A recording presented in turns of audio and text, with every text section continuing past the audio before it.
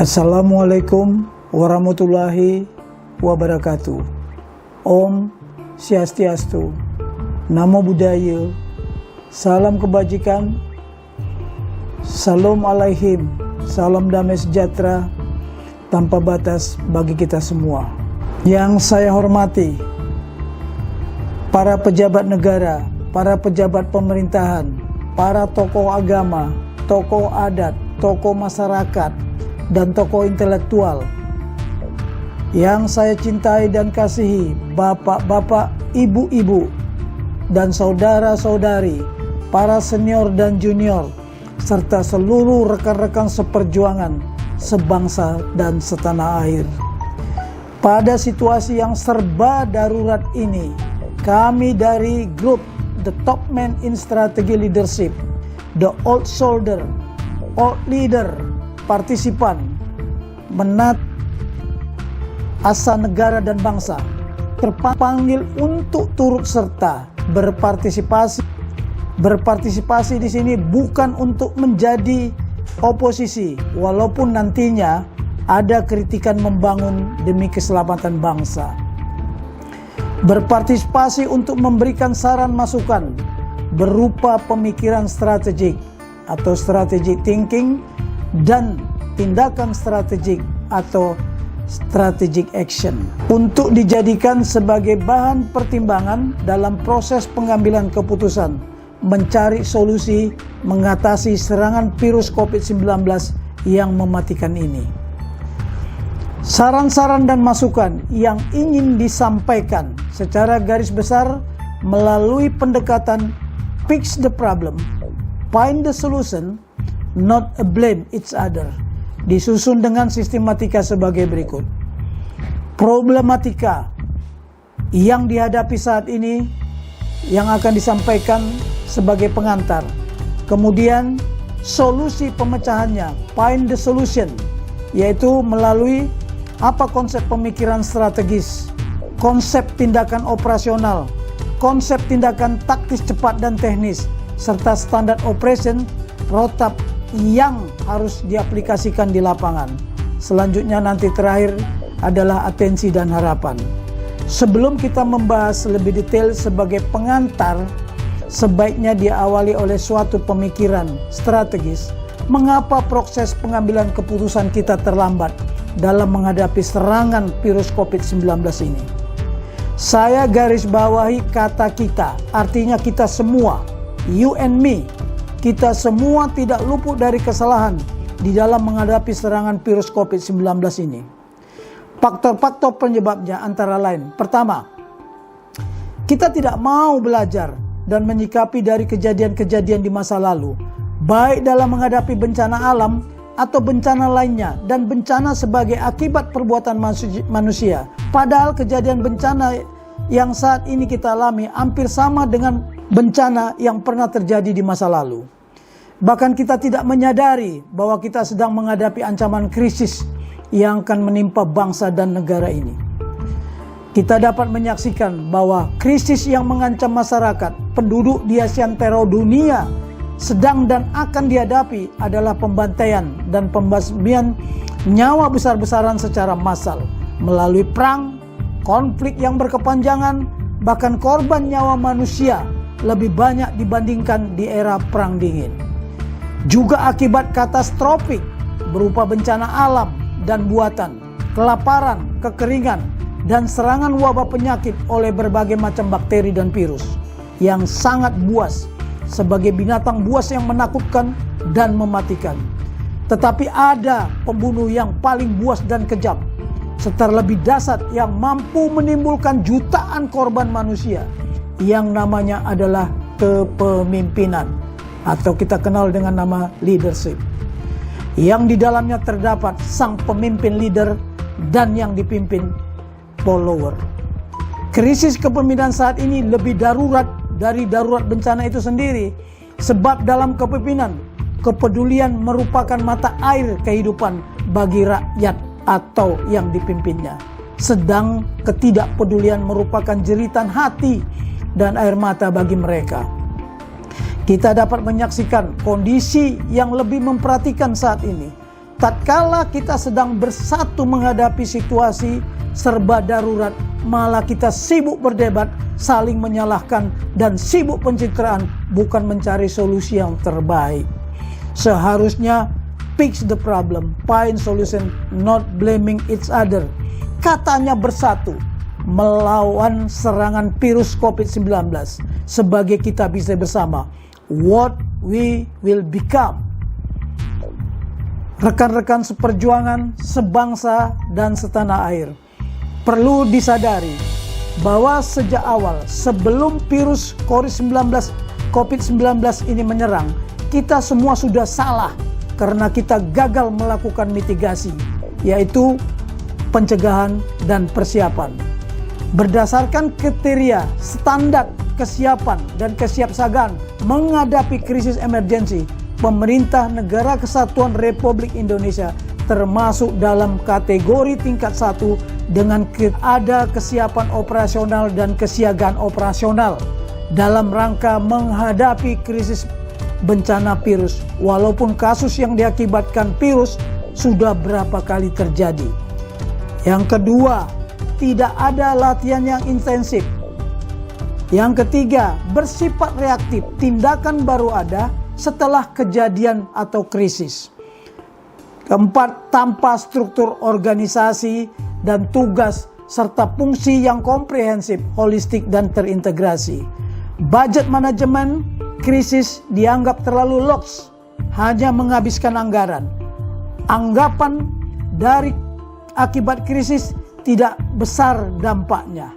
Manajemen krisis atau skenario terburuk dan terbaik hanya dipikirkan oleh 1-2 organisasi tertentu saja.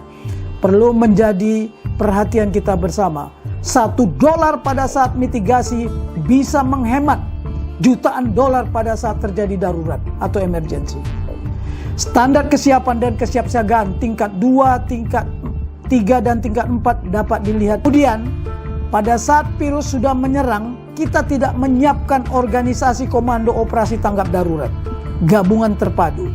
Gabungan terdiri dari ketiga angkatan, Angkatan Darat, Angkatan Laut, dan Angkatan Udara, dan terpadu dengan instansi terkait lainnya serta seluruh stakeholder di bawah satu komando secara terstruktur, mulai komando strategi di tingkat nasional dan komando operasional di tingkat daerah, provinsi, kabupaten, kota, sampai dengan kecamatan, secara cepat menghadapi serangan virus yang mematikan ini. Sebagai bukti, pemerintah baru membentuk ketua gugus tugas percepatan penanggulangan virus COVID-19 pada bulan Maret, sementara virus sudah merajalela sejak bulan Desember di wilayah Indonesia.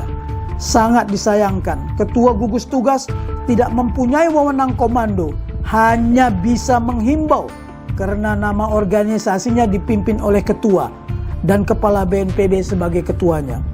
Keterlambatan ini karena adanya peranggapan bahwa virus ini tidak akan menyerang Indonesia karena wilayah Indonesia mempunyai iklim tropis. Bangsa Indonesia kebal terhadap virus. Kita sudah punya pengalaman menghadapi berbagai macam virus dan krisis, jadi tidak perlu ditakutkan dengan serangan virus ini. Padahal seharusnya tetap waspada dan mengantisipasi kemungkinan skenario terburuk dan terjelek, dan memikirkan cara bertindak untuk merespon kemungkinan terjadi krisis yang diakibatkan serangan virus COVID-19 ini. Berpikir how to survive agar menjadi pemenang, bukan menjadi korban. Ketika banyak korban nyawa anak bangsa yang sekarat, dihantui rasa takut baik fisik maupun mental, malah kita saling menyalahkan dan konflik sesama anak bangsa. Pada saat seperti ini muncul konflik dan benturan paradigma das mundasku tanpa benchmarking atau patokan yang standar dalam manajemen penanggulangan bencana terhadap serangan COVID-19 ini. Di antaranya konflik antara eksekutif, yaitu konflik paradigma. 1. Konflik antara eksekutif pemerintah pusat dengan eksekutif pemerintah daerah, yaitu konflik paradigma antara lockdown dengan unlockdown, antara lockdown dengan karantina wilayah. Kemudian disusul dengan konflik antara eksekutif dengan legislatif di tingkat pusat maupun di daerah, yaitu konflik paradigma implementasi perundang-undangan yang ada.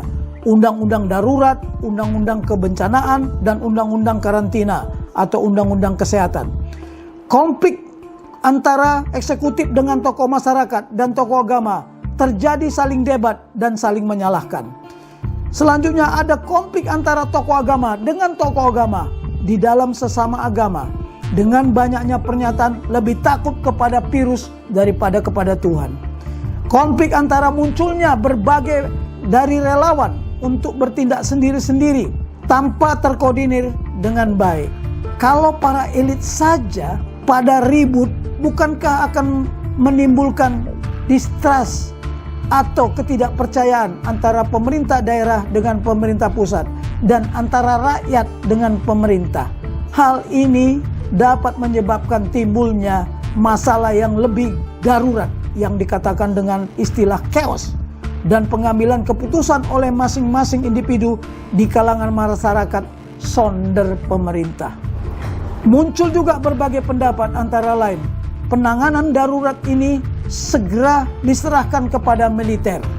Pemikiran pemberlakuan darurat kesehatan masyarakat dan tindakan pembatasan sosial berskala besar yang kita singkat dengan PSBB, serta munculnya pemikiran pemberlakuan darurat sipil. Bahkan ada yang menyarankan seharusnya sudah darurat militer. Adanya tuntutan kepada pemerintah agar segera mengambil keputusan lockdown atau karantina wilayah atau karantina parsial. Penanggulangan serangan COVID-19 ini seharusnya dilakukan berdasarkan doktrin yang didukung perundang-undangan yang valid. Sebaiknya lebih mengutamakan doktrin yang berisi ajaran yang mengandung prinsip-prinsip atau ajas-ajas yang sudah diyakini kebenarannya, atau paradigma manajemen yang berdasarkan patokan standar atau benchmark yang sudah teruji, daripada mendiskusikan peraturan perundang-undangan dalam mengatasi situasi darurat yang dihadapi. Padahal cara menghadapi serangan virus yang mematikan ini bukan dengan undang-undang. Memang undang-undang diperlukan, tetapi untuk mendukung implementasi doktrin yang ada. Muncul juga informasi yang simpang siur dari berbagai media, baik media yang resmi maupun media yang tidak resmi, dan juga individu. Penyebaran informasi lebih menakutkan dari sebaran virus. Rekan-rekan seperjuangan, sebangsa, dan setanah air, kita memiliki tugas pokok, mission yang sama, sesuai dengan amanat atau perintah pembukaan Konstitusi Undang-Undang Dasar 45, yang salah satu diantaranya melindungi segenap bangsa Indonesia. Dalam menghadapi serangan virus COVID-19 ini, tugas pokok ini seharusnya dijabarkan menjadi tugas kebencanaan, yaitu menyelamatkan rakyat sebanyak-banyaknya dan secepat-cepatnya. Inilah yang kita katakan what mission we must do. Tugas ini masih harus dianalisa untuk menemukan rumusan tugas-tugas yang terkandung dalam menentukan tugas-tugas yang lebih diutamakan, mana yang prioritas, mana yang menjadi tugas tambahan yang diperlukan. Inilah yang kita katakan what task we must do. Kedua, proses pengambilan keputusan yang bertele-tele, berubah-ubah, dan ragu-ragu, serta terkesan terlambat dan merupakan reaksi spontanitas tanpa konsep pemikiran strategis yang jelas dan konsep tindakan respon cepat dan nyata yang harus segera dilakukan di lapangan. Perlu diingat bahwa keputusan memang mengandung risiko, dan untuk mengurangi risiko diperlukan suatu konsekuensi. Keputusan itu persamaannya risiko plus konsekuensi. Kenapa pemerintah ragu-ragu mengadakan lockdown? Karena khawatir risiko dan konsekuensinya terlalu besar yang akan dihadapi. Kita dapat menyaksikan cara bertindak pemerintah baik di pusat maupun di daerah. Ragu-ragu dalam mengambil keputusan apakah lockdown atau unlockdown. Karantina wilayah terbatas hanya sampai tingkat kecamatan Dan cara bertindak terakhir, munculnya kebijakan pembatasan sosial skala besar, atau nanti entah apa lagi cara bertindak yang akan diputuskan. Kita tidak punya kepercayaan diri dalam mengambil keputusan cepat sebagai negara besar yang sebenarnya kita mampu mengambil keputusan secara mandiri untuk mengatasi serangan virus COVID-19 ini tanpa menunggu keputusan cara bertindak negara lain atau meniru cara bertindak keberhasilan dan kegagalan negara lain dalam menghadapi serangan yang mematikan virus COVID-19 ini. Bukankah ketahanan nasional masing-masing negara berbeda astagatranya, baik dari trigatra maupun pancagatranya? Pengalaman itu hanya bisa dijadikan sebagai referensi, tetapi bukan merupakan guru yang terbaik. Sebagai contoh, ketika Daud menghadapi Goliat, apakah Daud memiliki pengalaman berperang menggunakan pedang dan tameng yang digunakan oleh Raja Saul dan panglima perangnya? Tetapi cukup dengan katapel, Goliat mati dan pasukan Filistin kocar-kacir. Selain itu, tidak ada kesatuan komando, kesatuan kendali, kesatuan komunikasi, kesatuan koordinasi, kemudian penyampaian informasi dan intelijen yang tidak akurat. Karena bertaburnya informasi, bertaburnya komando yang diberikan. Ada komando dari Mendagri, ada komando dari Menkes, ada komando dari berbagai macam, ya, yang tidak berwenang seharusnya. Karena sudah dibentuk komando gugus tugas, itu artinya semua komando wewenang di bawah komando gugus tugas. Yang jelas komando penuh ada di tangan presiden. Hal ini dikarenakan Indonesia merupakan salah satu negara yang tidak memiliki Dewan Keamanan Nasional yang sering disebut National Security Council, yang mempunyai tugas yaitu menyusun strategi keamanan nasional, National Security Strategy atau strategi nasional yang dikenal dengan Grand Strategy. Dan fungsi Dewan Keamanan Nasional ini bisa bertindak sebagai penasehat dan badan koordinasi di bidang keamanan baik pada saat damai maupun pada saat krisis. Yang lebih memperhatikan lagi bahwa ada anggota legislatif Komisi 1 yang berkoar-koar lewat media bahwa keamanan nasional belum urgent. Bahkan banyak tokoh-tokoh intelektual yang menolak keberadaan Dewan Keamanan Nasional DKN. Bahkan ada pendapat kita tidak memerlukan strategi keamanan nasional di bidang kesehatan. Padahal keberadaan Dewan Keamanan Nasional DKN merupakan suatu kebutuhan mutlak bagi setiap negara, bangsa di era demokrasi dan globalisasi. Ketiga, hampir semua kita tidak memahami dan mampu mengimplementasikan paradigma manajemen kebencanaan dan doktrin-doktrin yang ada seperti doktrin pertahanan, doktrin militer, dan doktrin ketahanan nasional, serta doktrin-doktrin lainnya, baik secara universal maupun kekuasaan yang dimiliki oleh negara Republik Indonesia. Manajemen kebencanaan sering disebut siklus manajemen kebencanaan kurang menjadi perhatian. Hanya sedikit organisasi dan institusi yang mau memikirkannya. Hal ini dibuktikan baik pemerintah pusat dan pemerintah daerah beserta jajaran tidak memiliki rencana tindakan menghadapi kontingensi atau yang sering disebut contingency plan untuk menghadapi berbagai kemungkinan ancaman yang akan terjadi. Kalau ada, tidak mungkin kita bertindak dengan secara terdadak dan ada aksi baru ada reaksi. Minimal kita bisa mengurangi korban yang terpapar dan meninggal jika kita sudah mempunyai rencana kontingensi.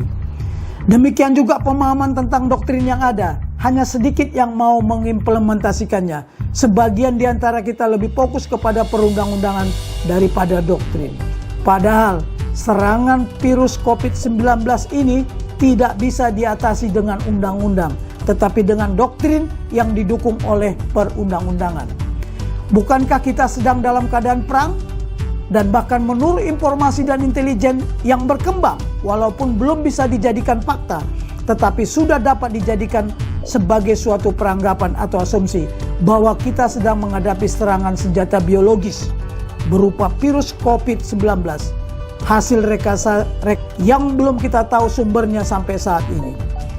Jika virus bukan merupakan senjata biologis, maka penanganan bencana yang diakibatkannya merupakan tanggung jawab Kementerian Kesehatan sebagai leading sektor, dibantu oleh instansi negara dan instansi terkait lainnya, serta stakeholder sebagai supporting sektor. Demikian sebaliknya, jika virus digunakan sebagai senjata biologis, maka hal ini merupakan tanggung jawab Kementerian Pertahanan dan Militer dibantu oleh instansi terkait lainnya. Dalam doktrin terdapat ajaran-ajaran berisi prinsip-prinsip dan ajas-ajas yang fundamental, serta diyakini kebenarannya telah teruji, bahkan sudah tertulis dengan tinta darah di berbagai peperangan dan pertempuran, harus dijadikan sebagai acuan untuk digunakan dalam penggunaan kekuatan dan kemampuan yang tersedia untuk menghadapi setiap ancaman. Mengabaikan ajas-ajas, prinsip-prinsip yang fundamental tersebut, sama saja kita menghadapi kegagalan dan mengundang resiko yang akan kita hadapi. Sayangnya hanya sedikit yang mau dan mampu mengimplementasikan secara nyata di lapangan. Bahkan banyak yang berpendapat doktrin hanya membingungkan. Padahal bangsa dan negara setiap saat sedang mengalami perang. Perang di segala aspek kehidupan dalam bermasyarakat, berbangsa, dan bernegara. Berdasarkan ajaran doktrin pertahanan, serangan COVID-19 yang mematikan ini telah menembus yang namanya batas depan daerah tempur. Kita singkat dengan BDDT, Negara Kesatuan Republik Indonesia. Mulai dari pos depan umum yang bertugas menyampaikan informasi intelijen sebelum virus ini menyebar ke wilayah Negara Kesatuan Republik Indonesia. Tugas ini seharusnya dilaksanakan oleh para duta besar beserta jajarannya, termasuk arti pertahanan yang ada di kedutaan mereka masing-masing. Selanjutnya, virus ini sudah menyerang yang namanya pos depan tempur, ya, yang kita singkat PDT, yang bertugas menyampaikan informasi dan intelijen serta tindakan mitigasi pencegahan agar serangan COVID-19 ini dapat dicegah di wilayah perbatasan Negara Republik Indonesia. Tugas ini seharusnya dilaksanakan oleh pemerintah pusat dan pemerintah daerah setempat beserta aparat terkait lainnya. Hal ini dikarenakan virus ini menyebar secara masif dari berbagai penjuru di seantero wilayah Negara Kesatuan Republik Indonesia. Selanjutnya, virus juga menembus yang namanya pos pengamanan setempat yang sering kita sebut dengan PPS, yang bertugas menyampaikan informasi dan intelijen serta melakukan tindakan pencegahan dan pengamanan di wilayah di mana kemungkinan awal serangan COVID-19 ini terdeteksi dan menyebar di wilayahnya masing-masing. Tugas ini harusnya dilaksanakan oleh pemerintah daerah setempat dengan jajarannya dan instansi terkait yang ada di daerah mereka masing-masing. Saat ini penyebaran virus sudah menembus daerah belakang, daerah komunikasi, baik di lingkungan komunitas maupun keluarga. Bahkan serangan COVID-19 yang mematikan ini sudah sampai di depan pintu rumah dan ruang keluarga masing-masing individu. Rekan-rekan seperjuangan, sebangsa dan setanah air. Selanjutnya, pada penjelasan berikut ini adalah tentang konsep pemikiran strategis dalam proses pengambilan keputusan. Konsep pemikiran strategi ini seharusnya dilaksanakan sebelum berbagai ancaman menelan korban, yang sering kita sebut perencanaan strategis berupa rencana kampanye atau rencana kontingensi untuk menghadapi ancaman. Kalau menghadapi ancaman militer disebut rencana kampanye militer. Sedangkan khusus untuk menghadapi serangan virus COVID-19 ini disebut rencana kampanye kontingensi bencana menghadapi virus COVID-19. Penyusunan perencanaan strategi melalui suatu proses pengambilan keputusan di setiap strata atau level, mulai dari pemerintah pusat sampai dengan pemerintah daerah, provinsi, kabupaten, kota, kecamatan, desa, bahkan sampai RW dan RT. bahkan sampai pada komunitas tertentu dan keluarga. Strata pengambilan keputusan dalam perencanaan kampanye kontingensi ini harus dijabarkan menjadi berbagai rencana operasi sesuai dengan berbagai macam tugas-tugas untuk mendukung tugas pokok, khususnya untuk menghadapi serangan virus ini disebut rencana operasi tanggap darurat.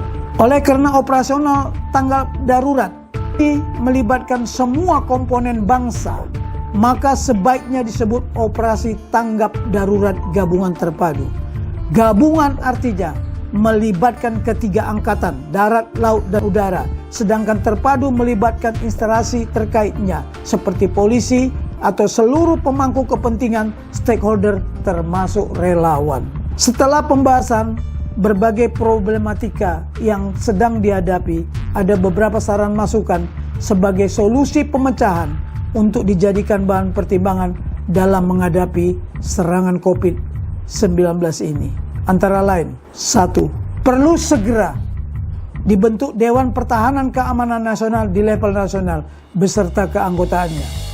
Tugas Dewan ini adalah untuk menyusun konsep kebijakan what to do dan strategi how to do yang jelas, bagaimana cara menggunakan sarana kekuatan dan prasarana yang tersedia dalam rangka penyelamatan rakyat Indonesia sebanyak-banyaknya dan secepat-cepatnya.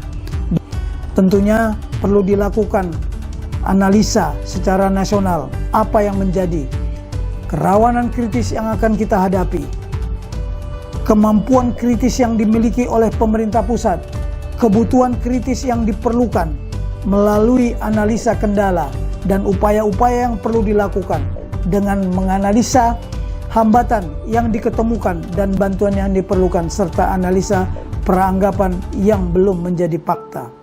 Sebagai gambaran, salah satu kebutuhan kritis yang diperlukan saat ini adalah kepemimpinan yang memiliki kepedulian terhadap nasib bangsa dan negara, serta kasih sayang sesama anak bangsa dengan semangat persatuan dan kesatuan sebagai semangat juang untuk bersatu menghadapi serangan virus yang mematikan ini.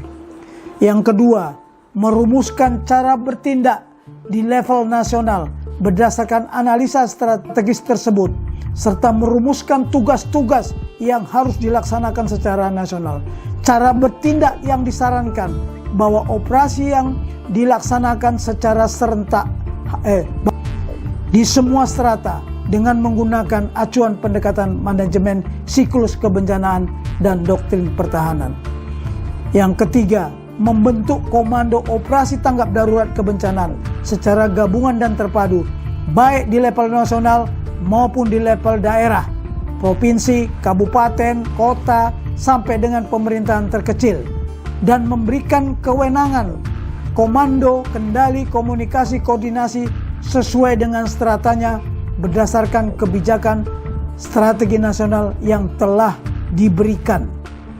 Keempat, komando operasi tanggap darurat ini juga melakukan hal yang sama dalam penganalisan tugas-tugas berdasarkan situasi kondisi di wilayah operasi yang menjadi tanggung jawabnya.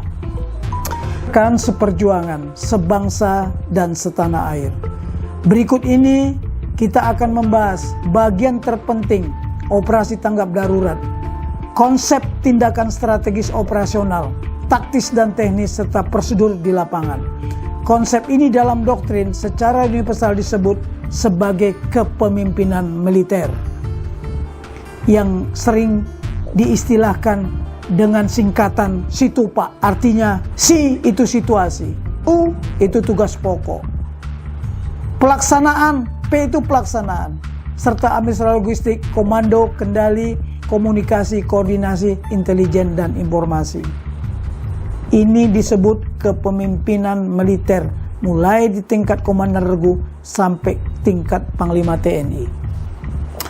Perlu diketahui bersama bahwa setiap komando harus mampu, pertama, menganalisa perkembangan situasi dan kondisi terkini, what was, what is, dan what next, terkait dengan kendala dan hambatan yang dihadapi, untuk menemukan upaya-upaya yang perlu dilakukan dan bantuan-bantuan yang diperlukan, meliputi analisa kerawanan kritis yang dihadapi dari ancaman penyebaran virus, kemampuan kritis kondisi saat ini yang harus dimiliki sebagai gambaran kritis kondisi saat ini yang harus dipenuhi. Kemudian analisa peranggapan, beberapa anggapan asumsi yang belum menjadi fakta, yang perlu menjadi bahan pertimbangan. What if, apabila terjadi, jika terjadi. Kedua, menganalisa tugas pokok atau mission untuk menemukan tugas-tugas dalam operasi tanggap darurat yang menjadi tugas pokok. Contoh adalah kalau tugas pokoknya adalah Komando Operasi Gabungan Terpadu Penanggulangan COVID-19 beserta jajaran dan perkuatannya menyelenggarakan operasi tanggap darurat menghadapi serangan virus COVID-19 mulai bulan Maret sampai dengan akhir bulan Mei 2020, beralih ke operasi selanjutnya atas perintah di wilayah daerah yang menjadi tanggung jawabnya dalam rangka menyelamatkan rakyat sebanyak-banyaknya dan secepat-cepatnya. Hasil analisa tugas pokok mission berdasarkan manajemen krisis tersebut, maka ditemukan berbagai macam rumusan tugas-tugas, antara lain dapat dilihat, sedangkan konsep manuvernya berdasarkan doktrin pertahanan, maka kita harus melaksanakan yang namanya pertahanan secara semesta, pertahanan rakyat semesta. Berarti pertahanan itu berdasarkan kewilayahan, kerakyatan, dan kesemestaan. Tentunya dengan manuver berdasarkan doktrin atau dasar-dasar pertahanan. Pertama, pertahanan itu harus disusun secara mendalam dan berlapis, mulai dari rumah masing-masing atau individu masing-masing sampai dengan kewilayahan. Sebagai gambaran, saya mau beritahu apa tindakan pribadi, individu, atau keluarga menghadapi serangan virus yang sudah berada di depan pintunya. Salah satu tindakannya adalah spiritual action. Bagaimana mereka mempunyai iman melalui doa kepada Tuhan Yang Maha Esa. Yang kedua, physical action. Bagaimana mereka membatasi tamu yang datang. Bagaimana mereka menyiapkan segala sesuatu yang berkaitan seperti cuci tangan, alat sanitizer, dan sebagainya. Kemudian juga bagaimana individu itu meningkatkan imunitasnya masing-masing agar mereka mampu menghadapi serangan virus yang tidak mereka lihat sama sekali. Kemudian pertahanan juga harus dilakukan dengan saling membantu antara sesama kita yang ada, sesama instansi, bahkan antara regional dan internasional. Pertahanan juga harus disusun secara keliling karena virus corona yang mematikan ini bisa datang dari segala penjuru. Pertahanan harus memiliki kesatuan komando, kendali, komunikasi, koordinasi, informasi, dan intelijen yang sering kita sebut K4I2. Atensi, dengan manajemen kebencanaan dan doktrin yang ada, sistematika pemakiran kita seharusnya didasari what was happen in the past, apa yang terjadi di masa lampau. What is going on, apa yang sedang terjadi saat ini. What next, apa yang akan terjadi di masa mendatang. What if, apa yang akan terjadi jika kita menemui kegagalan atau tidak sukses, bahkan korban semakin banyak. Selanjutnya pada saat krisis ini, kita semua anak bangsa dituntut menunjukkan kemampuan dan integritasnya untuk menghadapi serangan virus COVID-19 ini, agar korban tidak berjatuhan lebih banyak lagi. Sebenarnya untuk mengatasi ini sangat sederhana. Seperti kata Gus Dur, begini aja kok repot, ya. Kemudian Grandmaster Strategi Barat yang namanya Clausewitz mengatakan strategi operasional taktik adalah simple. Keep simple. Simple is the best, but the simple thing is difficult. Seandainya kita bisa melakukan ini secara masif dan serentak, semua anak bangsa terpanggil untuk melakukan tugas-tugas sebagai individu, itu sudah banyak membantu. Kita harus sadar bahwa sekarang sudah banyak dokter yang meninggal, perawat medis, bahkan sekarang sudah kewalahan menghadapi jumlah korban yang terpapar, bahkan jumlah yang belum terpapar. Tentunya kita pasti mempunyai harapan. Kita harus yakin bahwa krisis ini pasti berakhir. Karena krisis merupakan sesuatu yang musiman. Dan tidak ada krisis yang tidak ada akhirnya. Seperti slogan menyatakan, badai pasti berlalu. Krisis juga membawa harapan dan motivasi semangat persatuan dan kesatuan sebagai semangat juang untuk bangkit kembali dari keterpurukan.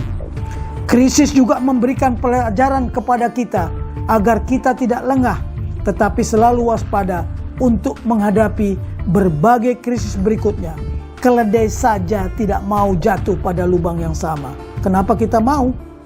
Saya Brigjen TNI Purnawirawan Junias Marpel Lumban Tobing, MSc, mantan Kepala Pusat Pengkajian Strategi Mabes TNI periode 2008 sampai dengan 2012 sebagai jabatan terakhir sebelum purna tugas dari TNI, dan pernah bertugas selama 13 tahun di staf operasi Mabes TNI serta menjadi dosen di Sesko TNI, Sesko Angkatan Darat, Laut, dan Angkatan Udara, dan pernah juga menjadi narasumber di berbagai kegiatan seminar fokus group discussion baik di dalam negeri maupun di luar negeri. Demikianlah episode pertama. Nanti akan kita lanjutkan pada episode kedua. Secara detail konsep operasi tanggap darurat sudah saya buat tersendiri. Terima kasih atas perhatiannya. Wassalamualaikum warahmatullahi wabarakatuh. Semoga kita selalu berada dalam lindungan Tuhan Yang Maha Esa. God bless Indonesia. God bless kita semua. Amin.